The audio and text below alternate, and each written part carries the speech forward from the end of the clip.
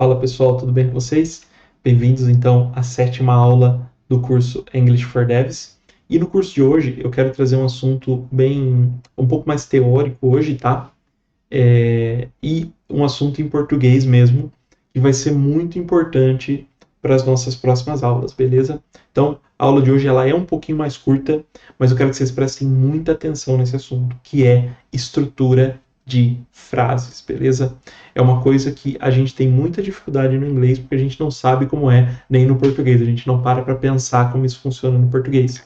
Então, na aula de hoje, eu vou trazer esse assunto para vocês, e sem mais delongas, vamos para o nosso vídeo. Bom, pessoal, e o que é a estrutura de frases, então, né? Quando a gente fala uma frase, a gente quer transmitir uma ideia através dessa frase, beleza? Então, o grande ponto da linguagem, a gente usa a linguagem para transmitir ideias. E para que a frase faça sentido, essa ideia ela tem que ser um pouco estruturada, beleza? Ela tem que seguir uma estrutura. E a estrutura que as frases seguem, pelo menos 99% das frases, beleza? Claro que vão existir exceções, mas a estrutura que elas seguem normalmente é ter sujeito mais predicado, beleza? Isso é o que a gente aprende lá na 3ª, 4ª série do ensino fundamental, beleza? Que toda frase tem sujeito e predicado. E lá a gente aprende o quê? Que sujeito é quem realiza a ação, predicado é a ação realizada. Por exemplo, na frase eu fui ao supermercado, eu é o sujeito, é a pessoa que fez a ação, e fui ao supermercado é o predicado, é a pessoa que é a ação que foi realizada, melhor dizendo. Então, essa aqui é a primeira aproximação, mas eu quero dar uma granularizada um pouquinho maior nessa parte aqui do predicado, tá? Então, eu quero pegar esse predicado e dividir ele em verbo mais objeto. Beleza? Aqui a gente aprende no português aquela história de objeto direto, objeto indireto. Isso aqui não importa pra gente no momento, tá legal? Eu vou chamar de objeto tudo que não é sujeito e verbo. Um jeito diferente de eu chamar aqui é tudo que sobra. Beleza? Para eu não chamar de tudo que sobra, eu vou chamar de objeto para ficar um nome mais técnico, mais bonito. Beleza? Mas é basicamente tudo que sobrou da frase. Por quê? Porque o grande ponto da gente fazer a transição para o inglês é a gente entender essa questão aqui. Entender a questão do verbo. Beleza? O verbo, ele é a parte central da frase.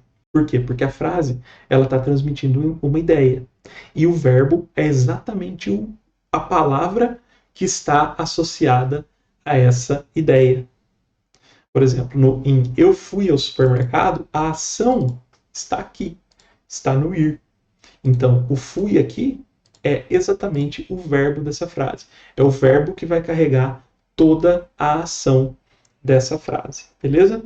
Então, se a gente identifica qual é o verbo da frase, tudo que está antes do verbo é sujeito.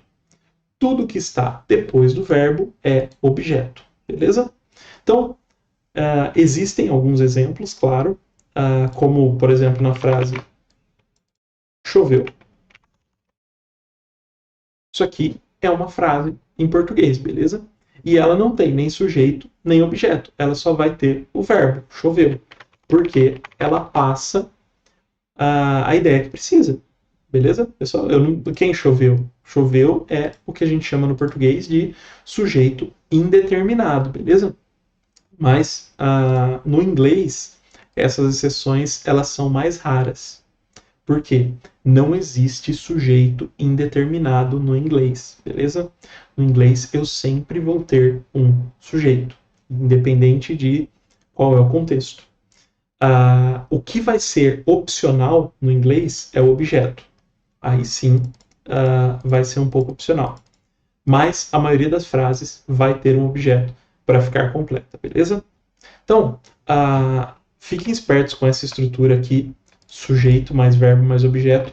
Tentem identificar ela nas frases que vocês estão vendo, seja em português ou seja em inglês, lendo alguma coisa, que a gente vai tocar bastante nesses pontos nas próximas aulas, beleza? Então, pessoal, como vocês viram, a maioria das frases vai poder ser dividida nesses 3 elementos, que são sujeito, verbo e objeto. E nas próximas aulas a gente vai especificar um pouco melhor o que é ou quais as palavras em inglês usadas em cada uma dessas posições, beleza? Principalmente na parte de sujeito e verbo. Vocês vão ver como é importante essa estrutura para a gente seguir, beleza? Então, se você não entendeu direito essa aula, volta, vê de novo. Eu já fiz ela mais curta para você poder ver quantas vezes você precisar para entender bem qual que é essa estrutura, beleza? É bem simples, é bem intuitivo, não tem muita dificuldade aqui, mas se você tem alguma dúvida, volta lá e dá uma olhada de novo na aula, beleza? Então é isso, pessoal, na aula de hoje. Se vocês gostaram, não se esqueçam de deixar o like, se inscrever no canal e compartilhar o curso com seus amigos, beleza? Nas próximas aulas vai ficar um pouco mais interessante, a gente vai começar a ver umas coisas mais reais, né? Que a gente vai usar no inglês. E eu vou falar um pouco sobre tempos verbais para vocês, tá legal? Então a gente vai começar a realmente montar as frases em inglês, beleza? Então, um abraço e até lá!